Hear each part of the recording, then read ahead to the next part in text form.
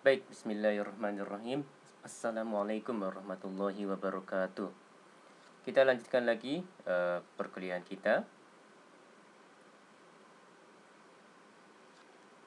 Ya, ini masih membahas terkait dengan pengantar ilmu ekonomi. Jadi masih bab-bab awal ya terkait dengan ekonomi, Mas dan Mbak. Oh iya, materi ini saya dapatkan dari internet dengan sumbernya adalah sebagai berikut. Baik, ini ada pokok bahasan yang dipakai oleh yang bersangkutan. Kemudian untuk materi ini ada beberapa poin. Yang pertama, ya, judul utamanya adalah pendahuluan. Dan ya, yang pertama adalah sejarah perkembangan ilmu ekonomi dan seterusnya hingga prinsip keunggulan komparatif. Baik, masuk ke sejarah perkembangan ilmu ekonomi. Ilmu ekonomi sebagai ilmu sosial berhubungan erat dengan tingkah laku manusia. Interaksi antara pedagang atau penguasa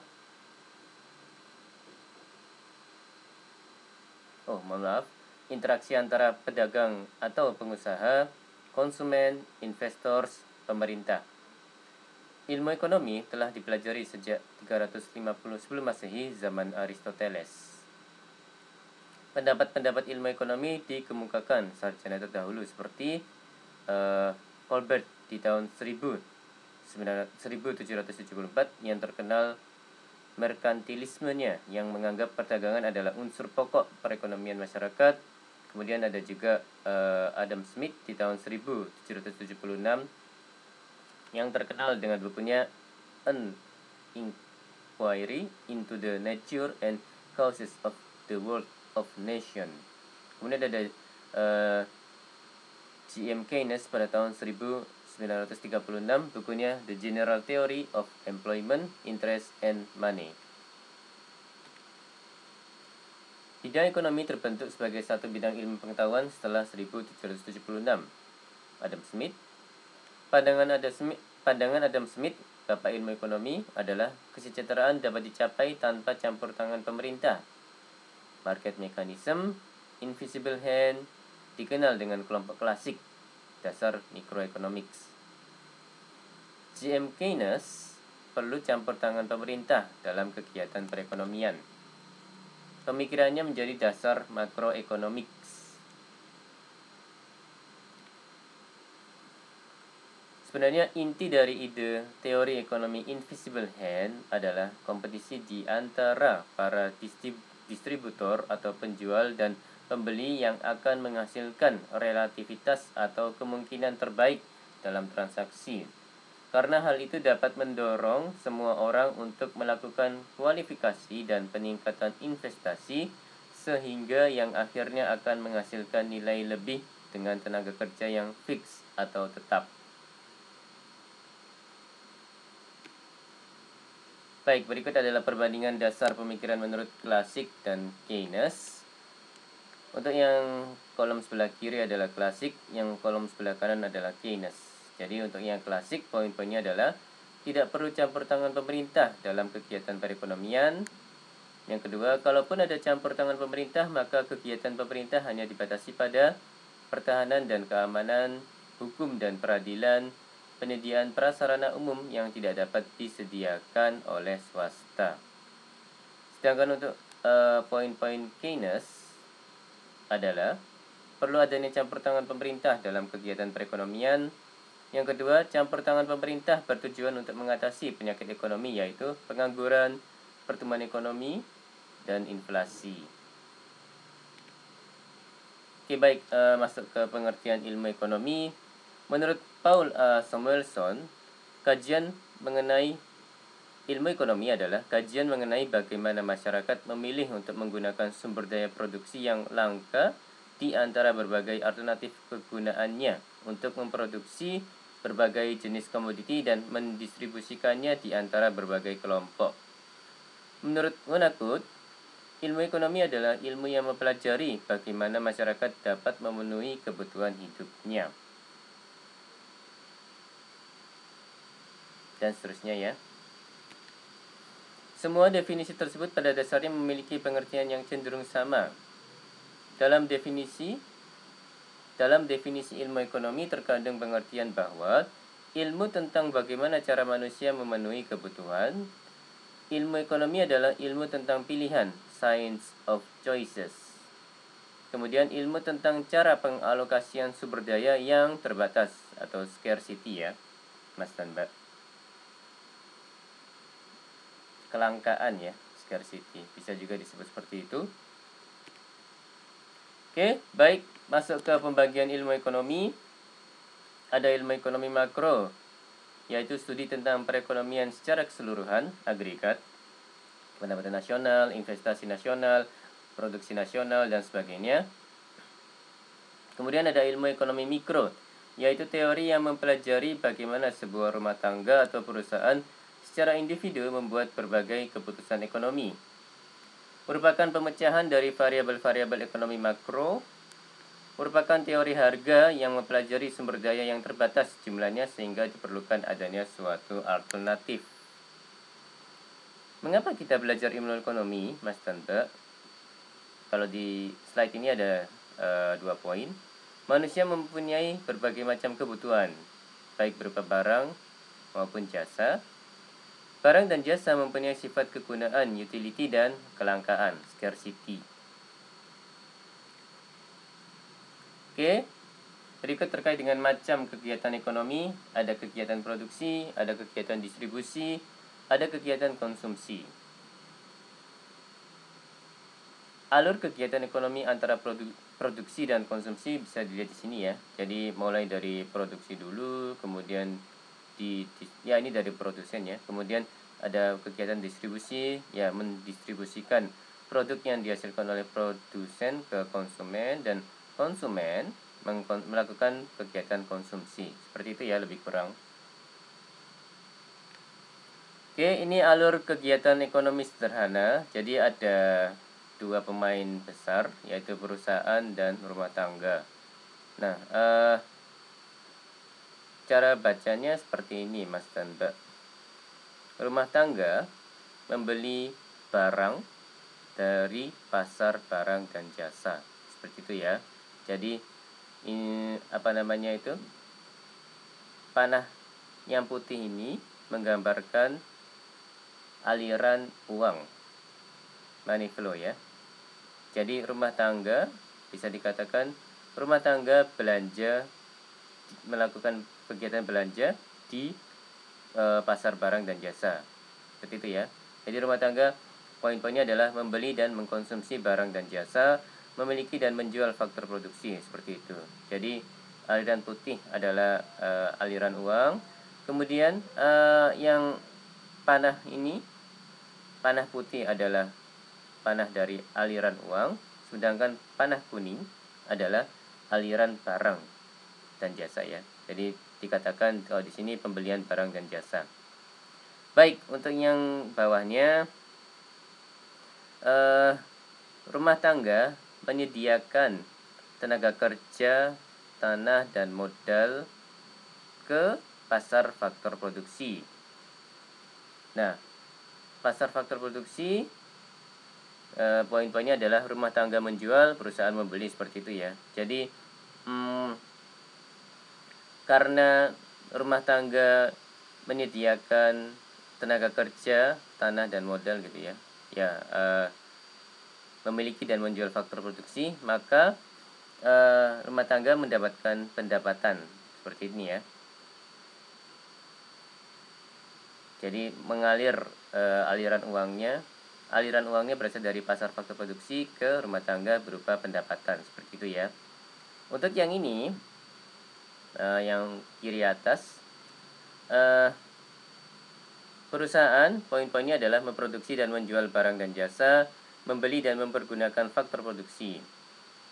Nah, perusahaan menjual barang dan jasa ke pasar barang dan jasa, seperti itu ya. Jadi aliran barang dan jasanya berasal dari perusahaan ke pasar barang dan jasa.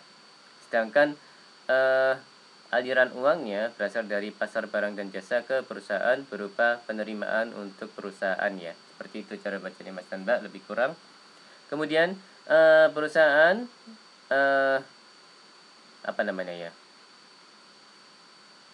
Jadi adanya faktor-faktor produksi itu adalah merupakan masukan untuk produksi yang dilakukan, kegiatan produksi yang dilakukan oleh perusahaan yang berasal dari pasar faktor produksi ke perusahaan. Jadi aliran barang dan jasanya mengalir dari pasar faktor produksi ke perusahaan. Nah, perusahaan karena memakai faktor-faktor produksi tersebut perlu membayarkan uang berupa upah, sewa, dan laba. Jadi ya aliran uangnya ya sebagai bentuk kompensasi pembelian faktor-faktor produksi, maka perusahaan mengeluarkan upah, sewa, dan laba ke pasar faktor produksi sehingga aliran uangnya berasal dari perusahaan ke pasar faktor produksi. Seperti itu ya Mas dan Mbak ya. Jadi di pojok kanan bawah ini ada penjelasan juga. Kalau yang panah kuning adalah aliran barang dan jasa, kemudian yang panah putih adalah aliran uang. Apa itu faktor produksi? Ada beberapa ya. Yang pertama labor, tenaga kerja, bukan sekadar jumlah orang, juga termasuk waktu manusia yang digunakan untuk bekerja atau untuk proses produksi dengan segala keragaman keahlian mereka. Ada juga land atau lahan, bukan hanya sekadar sebidang tanah, mencakup juga hal-hal yang terkandung di dalamnya dan di atasnya yang menyebabkan manusia dapat memproduksi sesuatu dengan menggunakan semua yang ada di dalam, termasuk biji logam, minyak mentah, kesuburan tanah, dan bahan baku lainnya.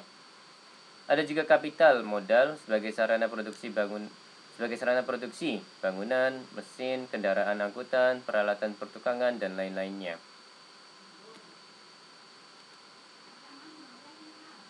Ya, ada satu lagi ya, kalau saya tidak salah, yaitu keahlian. Mungkin tidak, ya ini mungkin di referensi lain Mas dan Mbak akan menemukannya.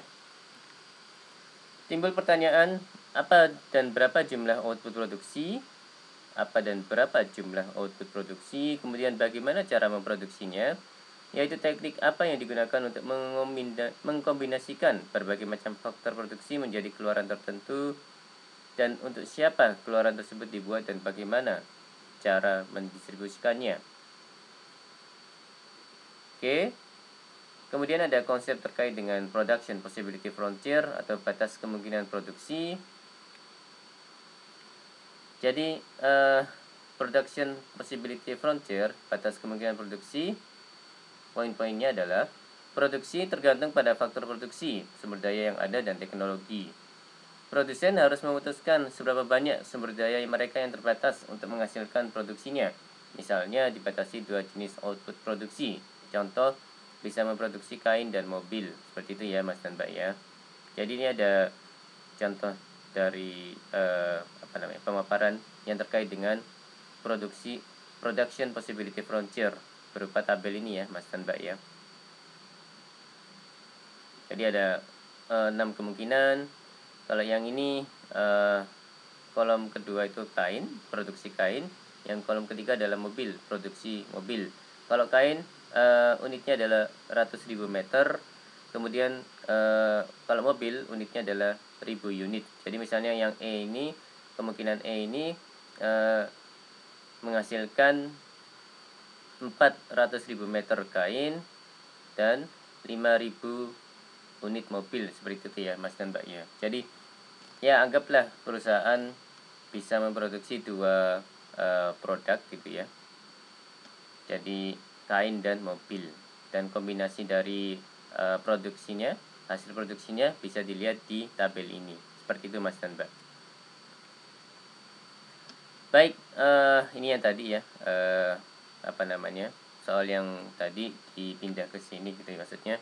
Kemudian kita mendapatkan kurva seperti ini, dan ya A, B, C, D, E, F, yang ini dipindah ke ke sebuah grafik gitu ya. Nah, konsep dari production possibility frontier bisa dilihat dari garis ini ya Mas dan Mbak ya. Jadi ada 2 titik U dan V. Nah, garis atau area yang ada di garis ini dan di dalamnya yang bagian ini ya, itu adalah area-area yang memungkinkan untuk diproduksi. Nah, sedangkan area yang di luar garis ini itu adalah area-area yang tidak bisa dipakai atau dengan kondisi sekarang tidak bisa memproduksinya. Jadi menggunakan dua contoh ini, titik U dan V. Untuk di titik U, perusahaan bisa memproduksinya karena ada di dalam sini. Nah, kalau yang V ini tidak bisa karena ada di luar garis ini ya. Seperti itu Mas dan Mbak. Tentu yang di titik A, B, C, D, E, F ini perusahaan bisa memproduksinya. Seperti itu.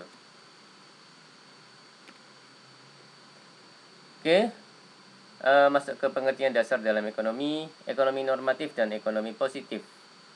Analisis normatif menganalisis ekonomi kemakmuran, welfare economics, berdasarkan kerangka analisis yang melihat suatu permasalahan berdasarkan apa yang seharusnya terjadi. Misal, pengangguran harus rendah, distribusi pendapatan harus merata, seharusnya tidak ada rakyat miskin, dan lain sebagainya. Itu normatif ya. Nah, analisa positif melihat permasalahan pada apa yang sesungguhnya terjadi dalam perekonomian. Misal, tingkat pengangguran di Indonesia tahun 2007 adalah 40 juta jiwa. Seperti itu ya. Jadi, faktanya seperti apa? Ya, semoga saya nggak salah. Barang ekonomi dan barang bebas. Barang ekonomi yaitu barang yang untuk mendapatkannya memerlukan pengorbanan atau harga. Sedangkan barang bebas untuk mendapatkannya tidak memerlukan pengorbanan. Jadi, contoh barang ekonomi ya beras gitu ya. Seseorang ingin membeli beras, maka harus berkorban, yaitu dengan mengeluarkan uang untuk membayar membeli beras dengan harga tertentu. Seperti itu ya Mas dan Mbak. Nah, barang bebas contohnya ya udara, sinar matahari, seperti itu ya. Oke, masuk ke analisis equilibrium parsial dan analisis equilibrium umum. Analisis equilibrium parsial membahas pasar secara individu dalam pembentukan harga dan jumlah barang dan jasa. Mikroekonomi. Analisis equilibrium umum membahas perilaku pasar secara umum dan saling berhubungan dalam satu sistem perekonomian, makroekonomi. Oke, ini ada jenis organisasi sistem ekonomi, ada perekonomian tradisional, ada perekonomian pasar, perekonomian perencanaan terpusat, dan perekonomian campuran.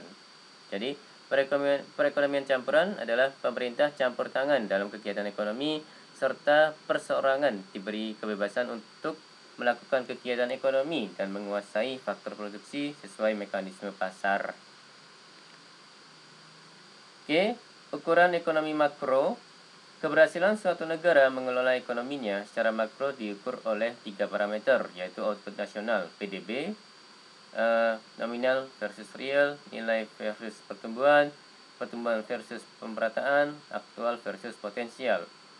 Yang berikutnya adalah tingkat pengangguran. Pengangguran menyebabkan tidak tercapainya keluaran maksimum, dan stabilitas harga.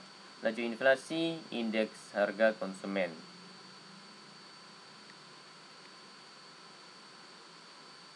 Ya, ini komponen-komponen ekonomi makro tadi sudah dibahas ya terkait dengan hal ini, dan sedikit ya. Jadi ada tambahan ini bagian pemerintah dan ada luar negeri gitu ya. Jadi sebutannya adalah diagram aliran sirkuler atau model diagram aliran sirkuler ya Mas dan Mbak ya. Model visual perekonomian. Jadi dimodelkan dengan menggunakan perekonomian dimodelkan dengan menggunakan diagram aliran sirkuler. Seperti itu Mas dan Mbak. Jadi ada pemerintah. Untuk yang ini ya, komponen-komponen ekonomi makro ada tambahan pemerintah dan luar negeri. Seperti itu Mas dan Mbak. Oke, prinsip keunggulan komparatif. Contoh kasus peternak dan petani. Ya, mari kita bahas. Ada beberapa poin. Pengertian keunggulan absolut, biaya oportunitas dan keunggulan komparatif, serta keunggulan komparatif dan perdagangan. Oke, teori keunggulan absolut, ya, Adam Smith, bahwa setiap negara akan memperoleh manfaat perdagangan internasional apabila melakukan spesialisasi pada produk yang mempunyai efisiensi produksi lebih baik dari negara lain dan melakukan perdagangan internasional dengan negara lain yang mempunyai kemampuan spesialisasi pada produk yang tidak dapat diproduksi di negara tersebut secara efisien. Sedangkan teori keunggulan komparatif, theory of comparative advantage, merupakan teori yang dikemukakan oleh David Ricardo. Menurutnya, perdagangan internasional terjadi bila ada perbedaan keunggulan komparatif antar negara. Ia berpendapat bahwa keunggulan komparatif akan tercapai jika suatu negara mampu memproduksi barang dan jasa lebih banyak dengan biaya yang lebih murah daripada negara lainnya. Sebagai contoh, Indonesia dan Malaysia sama-sama memproduksi kopi dan timah. Indonesia mampu memproduksi kopi secara efisien dan dengan biaya yang murah, tetapi tidak mampu memproduksi timah secara efisien dan murah. Sebaliknya, Malaysia mampu dalam memproduksi timah secara efisien dan dengan biaya yang murah, tetapi tidak mampu memproduksi kopi secara efisien dan murah. Dengan demikian, Indonesia memiliki keunggulan komparatif dalam memproduksi kopi. Seperti itu ya Mas dan Mbak ya.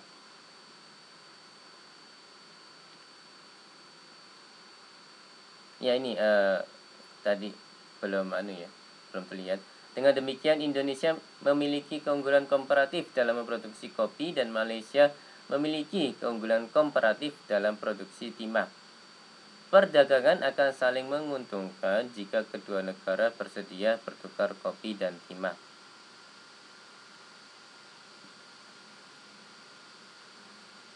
Kisah petani dan peternak masih menyisakan tanda tanya keunggulan komparatif.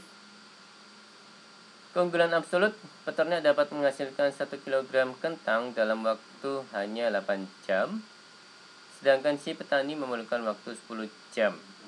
Peternak mampu menghasilkan 1 kg daging dalam waktu 1 jam, sedangkan si petani perlu waktu 20 jam. Si peternak memiliki keunggulan absolut dalam memproduksi baik itu kentang maupun daging ya. Jadi peternak unggul ya dalam hal produksi kentang maupun daging jika dibandingkan dengan petani. Seperti itu ya dalam contoh ini. Oke, biaya oportunitas dan keunggulan komparatif. Berapa biaya oportunitas memproduksi kentang maupun daging bagi masing-masing si petani dan si peternak? Biaya oportunitas adalah segala sesuatu yang harus dikorbankan dalam rangka memperoleh sesuatu. Bagi peternak, produksi 1 kg kentang perlu waktu 8 jam. Bila 8 jam dipakai produksi daging menghasilkan 8 kg. Artinya, biaya oportunitas memproduksi 1 kg kentang adalah 8 kg daging. Karena 8 kg daging ini tidak bisa dibuat ya, karena waktu yang ada dipakai untuk memproduksi 1 kg kentang. Itu konsep dari biaya oportunitas ya Mas dan Mbak ya. Nah, dari sudut pandang petani, produksi 1 kg kentang perlu waktu 10 jam. Bila 10 jam dipakai memproduksi daging menghasilkan setengah kilogram. Artinya, biaya oportunitas memproduksi 1 kg kentang adalah setengah kilogram daging. Jadi sama 10 jam petani memutuskan untuk memproduksi 1 kg kentang. Dan jika dipakai untuk memproduksi daging akan bisa menghasilkan setengah kilogram daging. Dan jadi karena 10 jam itu dipakai untuk memproduksi kentang, maka dagingnya tidak bisa dihasilkan. Jadi itu biaya yang harus dikorbankan dengan memproduksi kentang ya, dari sudut pandang petani Mas dan Mbak. Demikian juga untuk produksi daging, bagi peternak biaya oportunitas produksi 1 kg daging adalah 1/8 kg kentang. Bagi petani, biaya oportunitas produksi 1 kg daging adalah 2 kg kentang. Para ekonom menggunakan istilah keunggulan komparatif untuk menyebut biaya oportunitas bagi kedua produsen tersebut.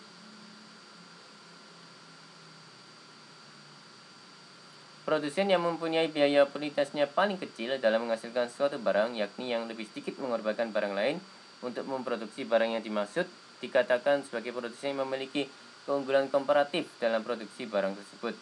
Jadi ini ya, di tabel ini ada di bagian kolom ada petani dan peternak, dan di bagian baris ada 1 kg daging, 1 kg kentang, seperti itu ya.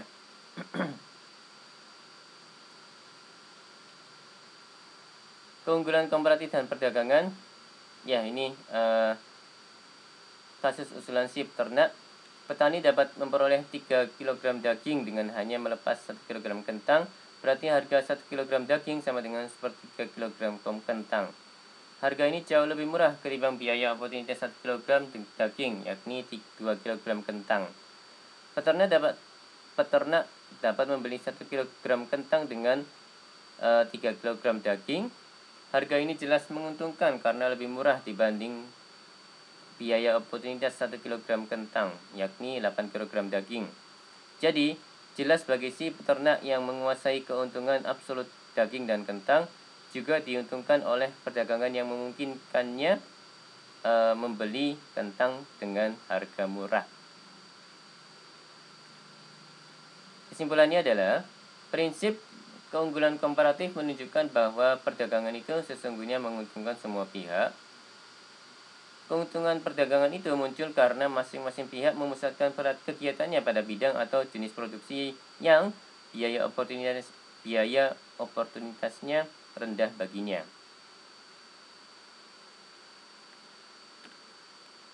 Oke, rangkuman. Ilmu ekonomi adalah ilmu tentang pilihan, ilmu tentang cara pengalokasian sumber daya yang terbatas, ilmu tentang bagaimana cara memenuhi kebutuhan. Kegiatan utama dalam ekonomi ada 3, yaitu produksi, distribusi, dan konsumsi. Produksi merupakan suatu proses kegiatan untuk menghasilkan barang dan jasa, output, dengan menggunakan satu set faktor produksi, input. Konsumsi merupakan suatu kegiatan untuk memanfaatkan fungsi suatu barang ataupun jasa. Sedangkan distribusi merupakan suatu kegiatan penyaluran atau penyampaian barang dan jasa dari produsen kepada konsumen atau sebaliknya. Organisasi ekonomi dapat dibedakan menjadi 4 bentuk, yakni perekonomian tradisional, perekonomian pasar, perekonomian perencanaan terpusat, dan perekonomian campuran. Oke, 2 model ekonomi sederhana yakni diagram alur kegiatan ekonomi sederhana dan batas kemungkinan produksi. Bidang ekonomi dibagi dalam 2 subbidang, yakni makroekonomi dan mikroekonomi. Makroekonomi mengkaji kekuatan dan kecenderungan yang mempengaruhi perekonomian secara keseluruhan. Mikroekonomi mengkaji pengambilan keputusan oleh rumah tangga dan perusahaan dan interaksi antara rumah tangga dan perusahaan di pasaran. Setiap orang mengkonsumsi barang dan jasa yang diproduksi oleh orang-orang lain, baik itu yang tinggal di negaranya sendiri maupun yang berada di negara-negara lain. Interdependensi dan perdagangan diinginkan karena keduanya memungkinkan setiap orang menikmati barang dan jasa dalam jumlah dan variasi yang jauh lebih banyak. Oke, ada 2 cara membandingkan kemampuan 2 orang dalam memproduksi suatu barang. Orang yang dapat menghasilkan barang dengan input lebih sedikit dikatakan memiliki keunggulan absolut dalam memproduksi jenis barang tersebut. Sedangkan orang yang menanggung biaya oportunitas atau opportunity cost lebih kecil dalam menghasilkan barang itu dikatakan memiliki keunggulan komparatif. Keberadaan keuntungan perdagangan sesungguhnya bertolak dari keunggulan komparatif, bukan keunggulan absolut. Perdagangan menguntungkan semua pihak karena memungkinkan pihak-pihak yang terlibat untuk melakukan spesialisasi pada kegiatan-kegiatan tertentu yang keunggulan komparatifnya mereka kuasai. Prinsip keunggulan komparatif bisa berlaku baik terhadap negara maupun terhadap individu. Para ekonom lazim menggunakan konsep keunggulan komparatif ini untuk menganjurkan dilakukannya perdagangan bebas antar negara. Oke, masuk ke prinsip-prinsip dasar. Yang dimaksud prinsip dasar ekonomi adalah patokan perilaku ekonomi dalam perekonomian yang mengarahkannya bertindak dan berkesesuaian dengan apa yang diharapkan oleh pelaku ekonomi tersebut dalam mengambil keputusan. Gregory Mankiw mengidentifikasikan 10 prinsip ekonomi yang dikelompokkan dalam 3 bagian, yaitu 4 prinsip yang melandasi keputusan tingkat individu, yaitu 1. Setiap individu harus melakukan trade-off, yaitu melakukan konsumsi atau produksi yang didasarkan pada pengurangan secara berarti konsumsi atau produksi satu barang untuk menambah konsumsi atau produksi barang lainnya. dengan daya beli atau biaya yang sama. Prinsip ini jelas mengajarkan pada pelaku agar selalu bertindak rasional, sebab pada kenyataannya setiap melakukan konsumsi selalu saja dibatasi dengan biaya anggaran yang dimiliki. Trade off ya, Mas dan Mbak. Kemudian biaya adalah apa yang dikorbankan untuk mendapatkan sesuatu. Orang rasional berpikir secara bertahap, serta pelaku ekonomi bereaksi terhadap insentif. Nah, yang kedua, 3 prinsip untuk interaksi. Perdagangan dapat atau harus menguntungkan semua pihak. Perdagangan dapat dalam kurung harus menguntungkan semua pihak. Pasar secara umum adalah wahana yang baik untuk mengorganisasikan kegiatan ekonomi pemerintah, dan berikutnya, pemerintah ada kalanya dapat memperbaiki hasil dari mekanisme pasar. Kemudian 3 prinsip cara bekerja perekonomian makro. Perekonomian makro agregatif. Yang pertama, standar hidup suatu negara bergantung kemampuannya dalam hal memproduksi barang dan jasa gitu ya, kalau saya nggak salah. Kemudian harga secara umum meningkat bila pemerintah mencetak uang terlalu banyak dan masyarakat menghadapi trade-off jangka pendek antara inflasi dan pengangguran. Jadi 10 prinsip ekonomi menurut N. Gregory Mankiw. Bagaimana kita membuat keputusan? Prinsip 1, kita selalu menghadapi trade-off. Peribahasa, there is no such thing as a free lunch. Kemudian prinsip 2, biaya ialah apa yang Anda korbankan untuk memperoleh sesuatu. Prinsip 3, orang rasional berpikir pada suatu margin. Prinsip 4, kita bereaksi terhadap insentif. Prinsip 5, perdagangan dapat menguntungkan semua pihak. Prinsip 6, ya ini terkait dengan bagaimana orang-orang berinteraksi. Prinsip 6, pasar secara umum adalah wahana yang baik untuk mengkoordinasikan kegiatan ekonomi. Prinsip 7, pemerintah ada kalanya dapat memperbaiki hasil-hasil mekanisme pasar. Nah, ini terkait dengan bagaimana suatu perekonomian secara keseluruhan bekerja. Prinsip 8, standar hidup di suatu negara tergantung pada kemampuannya memproduksi barang dan jasa. Prinsip 9, harga meningkat jika pemerintah mencetak uang terlalu banyak. Prinsip 10, masyarakat menghadapi trade-off jangka pendek antara inflasi dan pengangguran. Oke, ini jika ditulis dalam satu slide itu ya Mas dan Mbak ya. Jadi ada bagaimana kita membuat keputusan, bagaimana orang-orang berinteraksi, bagaimana perekonomian secara keseluruhan bekerja. 10 prinsip ekonomi dikelompokkan dalam 3 kelompok. Itu ya. 10 prinsip ekonomi dikelompokkan ke 3 kelompok, dan ini adalah penjabarannya dalam satu slide. Oke, ini referensi yang dipakai oleh di dalam PowerPoint ini.